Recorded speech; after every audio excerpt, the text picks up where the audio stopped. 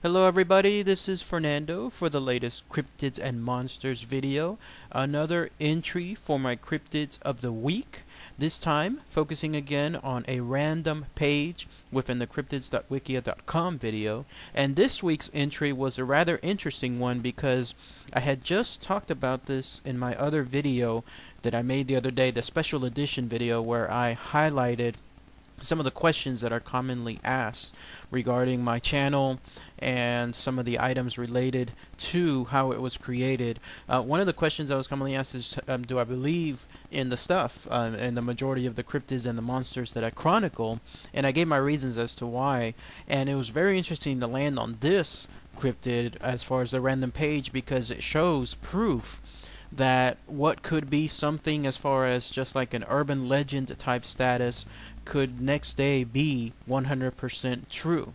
So any of those past videos or any other suggestions that are still floating or any other cryptids that you yourselves as fans have seen, just keep that in mind that it could be something far off, something very fantastical, but the next day there could be 100% proof that it exists. And in this case, I'm talking about the cryptid that the random page landed on called the Indonesian Coelacanth. I hope I'm saying that right, but I'm saying it phonetically, Coelacanth, which you'll see a picture of here. And this is actually a bit of a history lesson when it comes to this entry because most of the information here is tied to speculation as to what it could be considered, and I'll talk about that here in a minute. But as far as the history lesson, here's how it goes. Lots of information tied to this cryptid. I'm only going to talk about some of the most important stuff. I guess I won't even have to call it a cryptid anymore because it is verifiable. It is existing. And what I mean is this: for the longest time, the Coelacanth was a species that was thought to be extinct long ago. It was a species that had roamed the earth. We're talking somewhere like 30 to 60 million years ago. And sometime though, back in the early 1900s, there was a gentleman who came across a living coelacanth. And this was not this version that you're seeing here, but it was another version. And all of a sudden, it was true that this thing was alive. Before, the only things as far as proof were the fossilized entries found throughout the world of the coelacanth. Those are those entries where it's imprints of the fish found either on some kind of sea floor or on some kind of rock. You know, the stuff like you'll see a picture of here that you and I have seen as little kids growing up, where something existed millions of years ago, and then when it died in a manner where its imprint was left on the position, on the place that it died. Either something else landed across it, another rock, whatever, but whatever came across it was able to keep its presence there to be found millions and millions of years later today.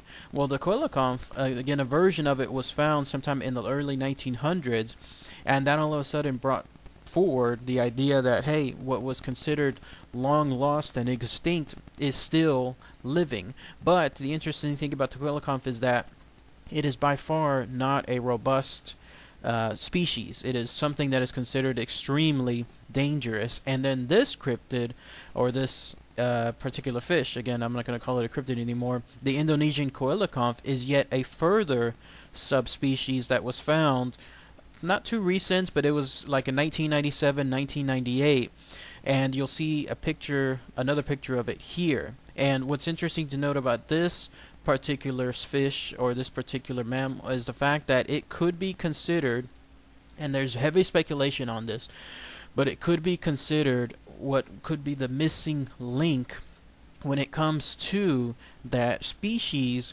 that was right in the middle between everything being on sea in terms of animals, and then later things moving onto the sea and becoming mammals afterward. And what I'm talking about here is I'm talking about I believe it's called the tetraton, if I'm not mistaken. The tetraton is tetrapod, my apologies. The tetrapod was, what you'll see a picture of here, it's a species that was essentially the first animal that came across land, and it was the first animal that had 4 distinct limbs.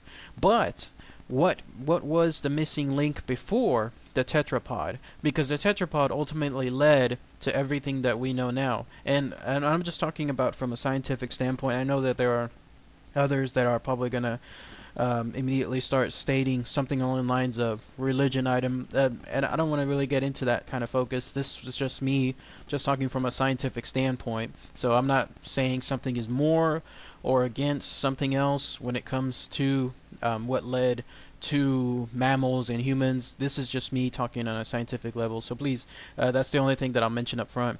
But the tetrapod eventually led to what we know of when it comes to amphibious animals and birds, reptiles, and then eventually mammals. But there was the heavy speculation of what was the thing before the tetrapod. What was it that actually created the tetrapod itself? There was something that was living in the sea that eventually decided, for whatever reasons, I'm going to have this sea no longer be my home, and instead land is going to be my home. And that is where this particular entry, the Indonesian Coelacanth, comes in, because it too has 4 distinct limbs, and yet it is, for all intents and purposes, it's a fish. So that's what made it to be such a spectacular find.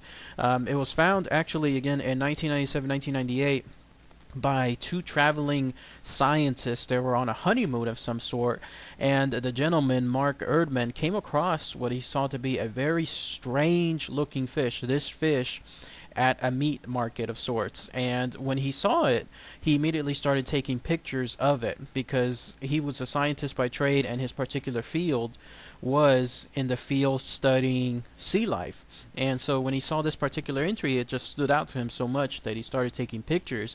And no sooner did he did that than other scientists who, for whatever reason, saw his pictures, they immediately contacted him back, asked him where it was, and he pointed them out, and they said there has to be another one found, because this could be a completely different subspecies of the Coelacanth. Because you'll see a picture of here, a map showcasing 2 different types of Coelacanths. And these are the scientific names.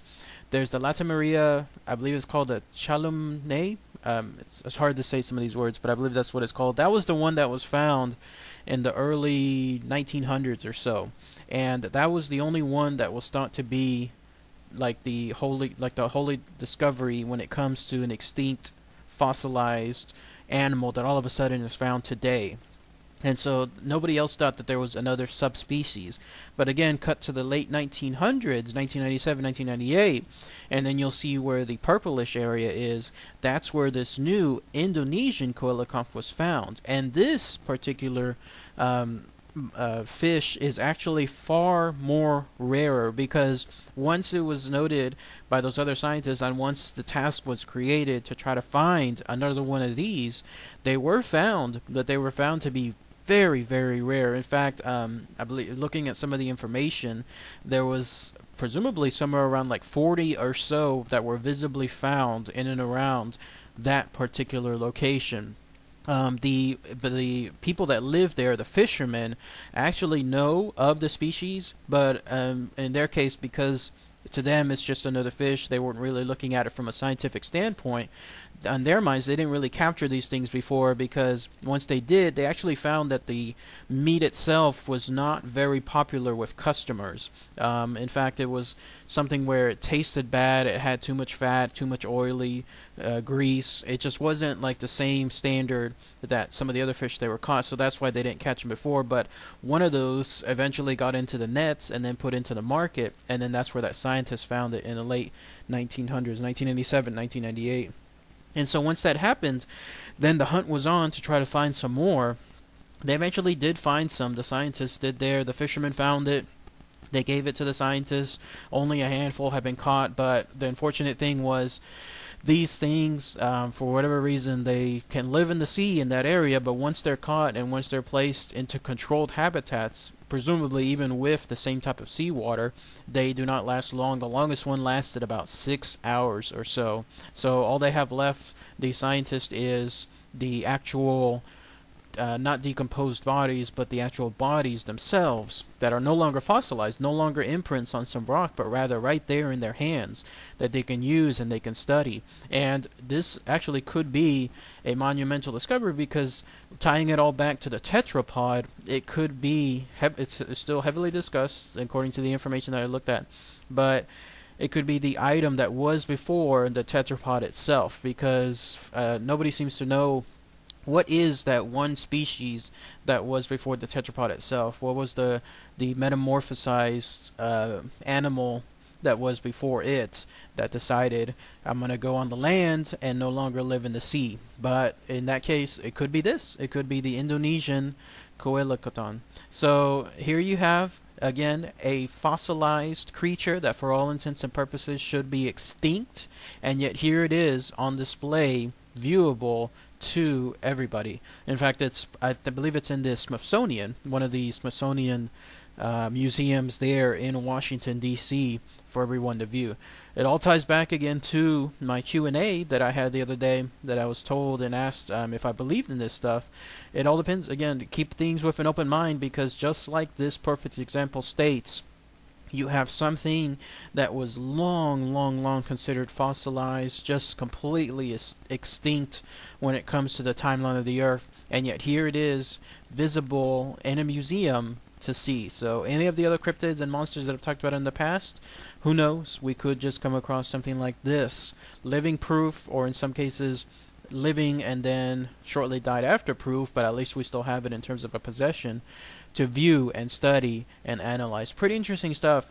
Again, more of a historical approach when it comes to this selection, and I'm just going by the honor rule again about talking about anything the random page suggests for you here. But if anyone has seen this particular cryptid, I was just actually in Washington, D.C. not last year but the year before, and had I known about this beforehand, it would have been interesting to go to that location and try to see if it's there. I don't know if it was there at the time that I was in Washington, D.C., but who knows, it could have been, and it would have been fascinating to have seen a living, not a living, but an actual, what's supposed to be extinct animal there on display. Pretty crazy stuff, the way the world works sometimes. So, alright everybody, thanks again as always, take care.